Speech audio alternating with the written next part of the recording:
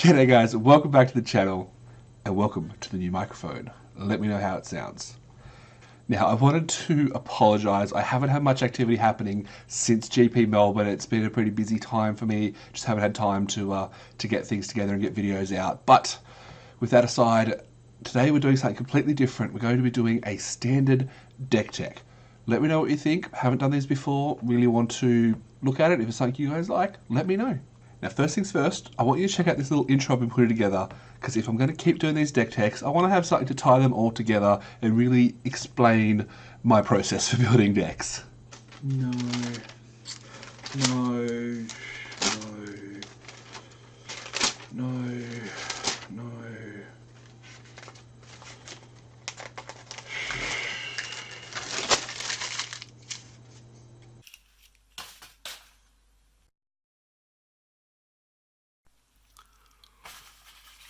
You'll do.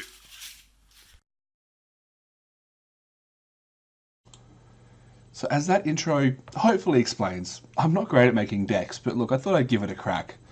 Before we go too much further, don't forget to subscribe to the channel, hit the like button if you like it, hit the dislike button if you dislike it, and don't forget to leave a comment. Let me know if you want to see more of this kind of video, or if you prefer me to stick to my usual limited nonsense. Now with all that said, welcome to the first episode of Trash Bin Decks. Today, we're going to be looking at a deck that I played a lot before rotation and really had a lot of fun with about 12 months ago. I decided to rebuild it with what we have available now. Let's see how it goes.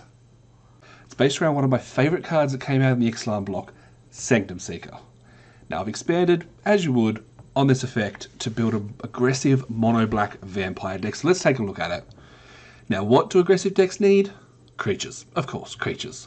We have 26 on-theme creatures with a nice curve that all work towards our goal. Basically at this point, we're running 4 of the best 1, 2 and 3 drop vampires. Conquistador is great when you drop him on turn 1. It'll often get 5 to 6 damage in before getting destroyed or just being unable to attack.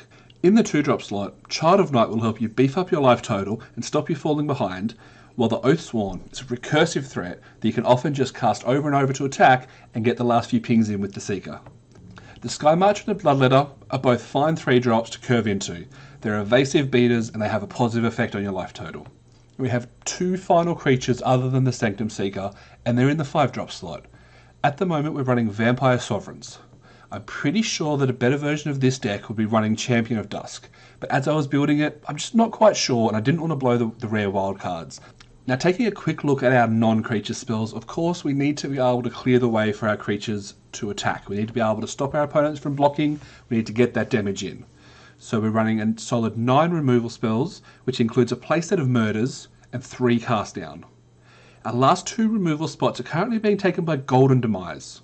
Now this is a card that does not often get cast and is usually used as a last resort to get some damage through, because we very rarely have the City's Blessing. This one I'd really love to hear your thoughts on after you check out the games. Is there something better we could be running in this spot? Now to round out the deck, we've got one of my favourite cards. One I've been playing with since before Saffron Olive or whoever made it popular in the red-black burn deck. We have 3 Swordpoint Diplomacies. It's a great card to play if you play it right. If I'm going to be completely honest, I think Coops from the whole box and dice first turned me onto it, and ever since I started playing with it, it's a card that I just enjoy having. Yes, it gives your opponents choice. Yes, they're going to pick the better version for them. But in reality, if you can knock your opponent down to 10 or less life and show them this card, they don't really have a choice. You're taking that choice away from them. And finally, we look at some lands. We have 22 swamps. If we had one more vampire that we could play below 3 CMC, I'd probably cut the 5 drops and go back to 20 to 21 lands. But I found that this version of the deck needs 22 to be consistent. So that is my first deck tech. It's specifically designed for best of 1 on Arena, so we haven't worried about too much about a sideboard. And to give you an idea, to build it from scratch, it'll cost you... And to give you an idea, if you wanted to build this version of the deck on Magic Arena, you would need 7 rare wildcards, 23 uncommon wildcards, and 8 common wildcards. Of course, if you have picked up the cards from draft or from pack opening, that will become a little bit less. Obviously, the deck list will be in the description for MTG Goldfish, so check that out. You can see the prices for paper and online. It is really cheap. It's a lot of fun, and it gets a bunch of wins. Alright, so remember, drop in the comments, tell me what you think. What would you change if you were building this deck? What would you do if you were looking to build a best of 3 deck with sideboards and preparing for random metas? What decks are we weak to? What decks are we strong against? And yeah, just let me know. Now, I've got some games lined up to see it in action. Check them out, let me know what you think. Thanks for watching. Don't forget to subscribe if you're not subscribed. Don't forget, if you like the video, like the video. If you dislike the video, dislike the video. Let me know in the comments what we could do differently, how we could do it better, and what you want to see.